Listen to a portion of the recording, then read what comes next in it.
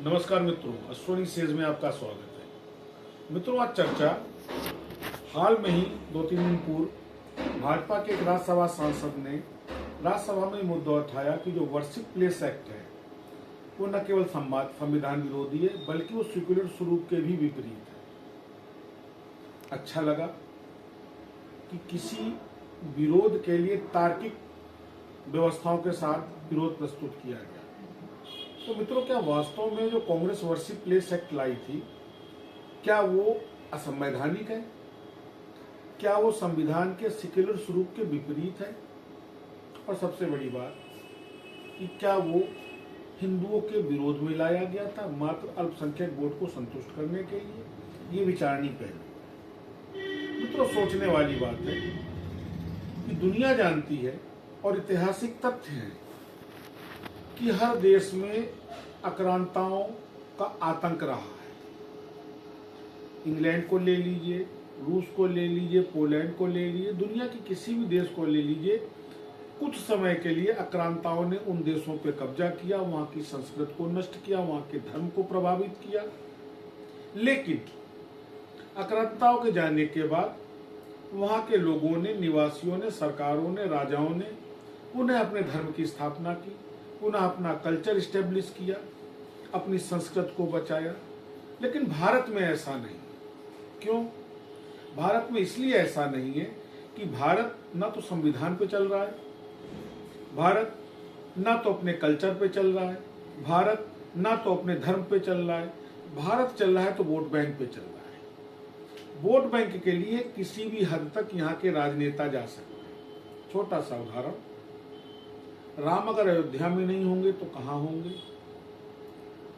शिव काशी में नहीं होंगे तो कहां होंगे? कृष्ण मथुरा में नहीं होंगे तो कहां होंगे? पर ये हिंदुस्तान में विवाद के बिंदु है,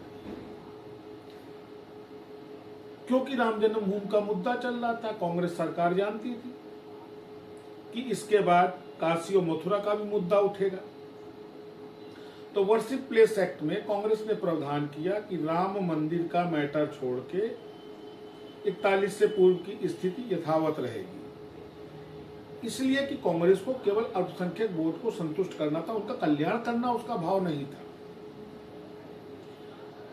ऐतिहासिक तथ्य भी इस बात को प्रमाणित कर रही है, एएसआई की रिपोर्टें भी इस बात को प्रमाणित कर रही है, फोरेंसिक एविडेंस भी इस बात को प्रमाणित कर रहे हैं कि जो भी तो विवादित मस्जिदें हैं उसके नीचे मंदिरों के अवशेष पाए जा रहे हैं, उस पर्वत की मूर्तियां पाई जा रही हैं जो सनातन संबंधी हैं।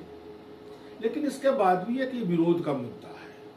इसलिए विरोध का मुद्दा है क्योंकि इस मुद्दे से वोट बैंक कंसोलिडेट करता, एकत्र होता है, वोट बैंक बनता है।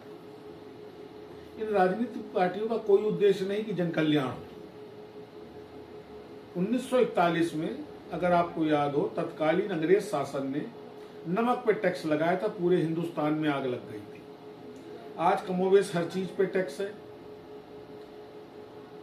किसी को चिंता नहीं, किसी राजनीतिक पार्टी के लिए मुद्दा नहीं, उस बृहद स्तर पर कोई आंदोलन नहीं। क्यों? क्योंकि ये टैक्स लगा रहेगा तो आने वाले समय में अगर भगवान न करे कभी उनकी सरकार आई तो उनको भी इसका लाभ मिले। मरना जनता को, जनता तो मरने के लिए होती है। तभी तो 75 साल का इतिहास गवाह कि 75 साल में किसी भी सरकार ने किसी भी बजट में मध्यम वर्ग के लिए कुछ नहीं किया, क्योंकि मध्यम वर्ग वोट बैंक नहीं है। इसी प्रकार वर्शिप प्लेस एक्ट जो है उसके पीछे तत्कालीन सरकार का केवल और केवल एक ही उद्देश्य था कि किसी तरीके से एक पर्टिकुलर वोट बैंक को संतुष्ट किया जाए, दूसरे बहुसंख्यकों के ऊपर एक मनोवैज्ञानिक दबाव बनाया जाए और उस मनोवैज्ञानिक दबाव से अल्पसंख्यकों को संतुष्ट करके अपना वोट बैंक बनाया जाए। सोचने वाली बात है, क्या यही सेक्युलरिज्म है? यही धर्मनिरपेक्षता है?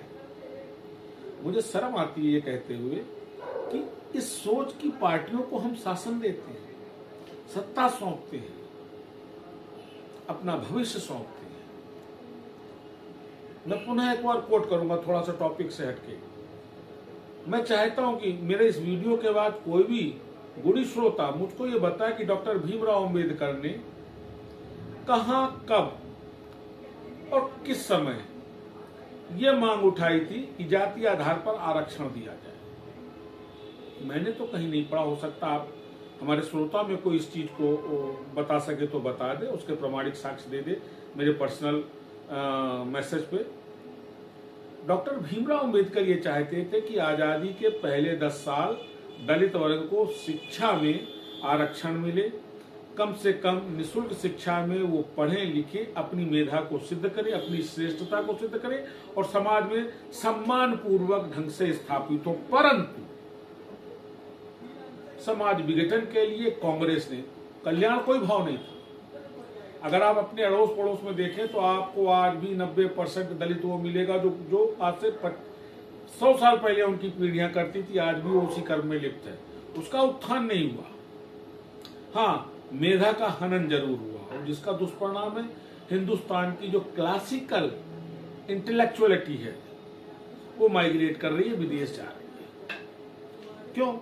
यहाँ पे आरक्षण उसका दमन कर रहा है। इस आरक्षण के पीछे किसी भी जात के उत्थान का कोई भाव नहीं है। एक आईएएस जो पहली बार आरक्षण से आईएएस बना, उसी के परिवार को आरक्षण का लाभ मिल रहा है। मित्रों, बड़ी विषम परिस्थिति है। ये वोट बैंक की राजनीति देश को सहने सहने दीमक की तरह खोखला कर रही है और उसी सोच का एक दुष्परिणाम है वर्शिप प्लेस एक्ट, चाहे वो कम्युनल वायलेंस एक्ट हो। आखिर हर चीज केवल बहुसंख्यकों को थोपी कांग्रेस ने, ये गंभीर विचार का विषय है। इसके पीछे किसके उत्थान और किसके कल्याण का भाव था कांग्रेस का, ये भी एक गंभीर विचारणीय प्रश्न है। और सबसे बड़ी बात,